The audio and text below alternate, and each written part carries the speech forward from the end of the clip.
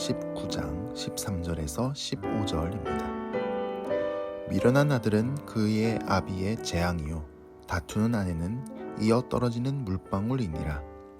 집과 재물은 조상에게서 상속하거니와 슬기로운 아내는 여호와께로서 말미암느니라. 게으름이 사람으로 깊이 잠들게 하나니 태만한 사람은 줄일 것이니라. 잘 되는 집안이 있는가 하면 잘 안 되는 집안도 있습니다. 잘 안 되는 집은 왜 잘 안 될까요? 두 가지 이유가 있답니다. 13절에 나오는데요. 미련한 아들은 그의 아비의 재앙이요. 미련한 아들이 문제랍니다. 미련한 아들은 공부를 못한다는 뜻이 아닙니다. 이 아들은 뭔가 문제가 있어서 집안의 재산을 다 탕진해버리고 부모가 노년에 편히 살 수 있게 하는 자산을 말아먹었습니다. 그야말로 부모 인생에 재앙을 가져오는 아들입니다. 이 아들의 문제가 뭔지는 잠시 후 15절에서 살펴볼 것입니다. 그리고 또 집안이 잘 안 되게 하는 두 번째 이유가 13절 하반절에 나오는데요. 다투는 아내는 이어 떨어지는 물방울이니라. 여기서 이어 떨어지는 물방울은 지붕에 누수가 발생한 것입니다. 요즘 집도 누수가 발생하면 고생을 엄청 하는데요. 옛날 팔레스타인은 건조한 지역이라 진흙과 지푸라기로 집을 지었습니다. 그래서 비가 오면 물이 많이 샜고 결국 집 전체가 허물어지고 파괴되기까지 했습니다. 그런데 늘 바가지 긁고 남편과 다투는 아내는 지붕이 누수돼서 물이 떨어지는 것과 같답니다. 심의 터전인 가정을 망하게 하는 것입니다. 물론 남편도 마찬가지입니다. 남편도 지나치게 권위적이거나 폭력적이거나 무책임하거나 나쁜 습관이 있으면 가정에서 다툼을 일으킵니다. 결국 집안이 망하게 됩니다. 부부 간의 갈등은 남편과 아내의 감정에 깊은 상처를 줍니다. 갈등으로 에너지가 소모돼서 정상적인 생활이 어렵게 합니다. 부모가 싸우면 자녀들도 집안에서 늘 불안해하게 되고 나중에는 부모님에 대한 깊은 불신과 반감을 갖게 됩니다. 우리는 분노를 통제해야 합니다. 분노가 치밀어 오를 때 일단 멈춰야 합니다. 요즘 운전자가 사거리에서 우회전할 때 횡단보도에서 일단 멈췄다 가야 하듯이 말입니다. 분노를 통제할 수 있도록 기도로 구합시다. 그리고 자꾸만 분노를 일으키는 상황을 다 주님께 말씀드립시다. 우리의 억울함과 고통을 다 말씀드립시다. 이런 상황을 바꿔주시도록 기도합시다. 14절을 보면 잘 되는 집은 잘 되는 이유가 두 가지 있다라고 소개합니다. 그 첫 번째 이유는 집과 재물은 조상에게서 상속하거니와입니다. 대대로 재산을 잘 관리해서 다음 세대에게 넘겨주려면 대대로 지혜로운 자손을 길러야 합니다. 지혜로운 아들이 상속을 받아서 그걸 잘 관리하고 또 지혜롭게 양육한 그 다음 세대에게 넘겨줘야 가능한 일이니 말입니다. 자녀를 지혜롭게 길러야겠죠? 자녀를 지혜롭게 기른다는 건 어떤 것일까요? 이건 역시 잠시 후 15절에서 살펴보겠습니다. 그리고 또 잘 되는 집의 두 번째 이유가 있는데 슬기로운 아내는 여호와께로서 말미암느니라입니다. 요즘으로 말하면 슬기로운 사위도 여호와께로서 말미암느니라 라고도 할 수 있겠죠? 슬기로운 배우자를 만나서 결혼하는 것이 중요합니다. 백마탄 왕자님, 예쁘고도 능력 있는 원더우먼이 아닙니다. 지혜가 있어야 합니다. 신앙이 있어야 합니다. 성경을 알아야 합니다. 성경의 기준에 따라서 결단하는 믿음이 있어야 합니다. 이런 슬기로운 배우자가 잘 되는 집의 비결입니다. 물론 이런 사람을 만나려면 본인도 노력을 해야겠죠. 본인은 신앙이 엉망이면서 슬기로운 배우자 만나기를 기대하는 것도 어불성설입니다. 또는 반대로 어떤 경우가 있느냐 하면 교회 일한답시고 맨날 교회에 있고 교회에서 시간을 탔습니다.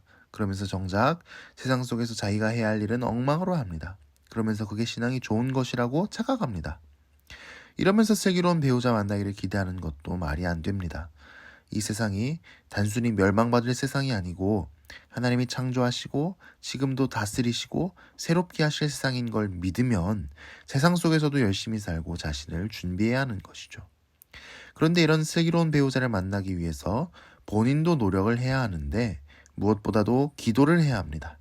슬기로운 배우자는 여호와께로서 말미암기 때문입니다. 미신적으로 어릴 때부터 초등학생, 중학생 때부터 배우자 기도를 해야 한다는 건 아닙니다. 간절할 때, 그리고 중요한 순간에 기도하라는 것이죠. 물론 결혼하면 이제 기도 안 해도 되는 것도 아닙니다. 오히려 나의 배우자를 위한 기도는 결혼하고서도 평생 계속되어야겠죠.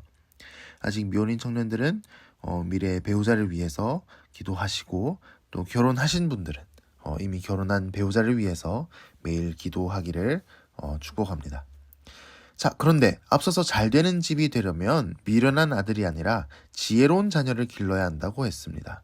15절을 보면 미련하고 또 지혜롭다는 게 어떤 의미에서 그런 것인지 알 수 있습니다. 15절입니다.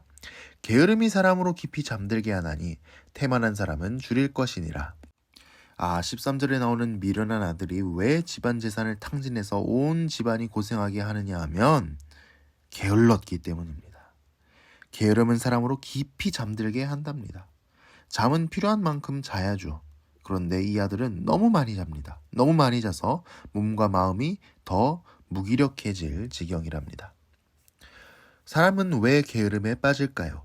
아무것도 사랑하지 않기 때문입니다. 원래 하나님을 사랑해야 하는데, 그래야 자기도 사랑할 수 있는데 아무것도 사랑하지 않습니다. 사랑을 하려면 부지런해야 합니다.